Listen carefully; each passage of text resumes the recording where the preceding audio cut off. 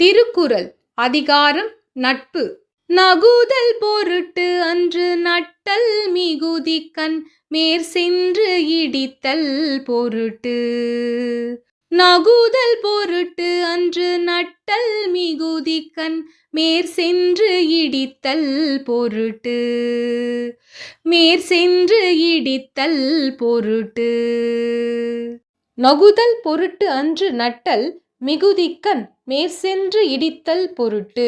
பொருள்: நாம் ஒருவரிடம் கொள்ளும் நல்ல நட்பு என்பது வெறும் சிரித்து மகிழ்வதற்காக மட்டுமல்லாது, தம் நண்பரானவர் நெறி தவறி தீய செயல்களில் ஈடுபடும் பொழுது அதனை கண்டித்து அவரை நல்வழிப்படுத்துதலே ஆகும்.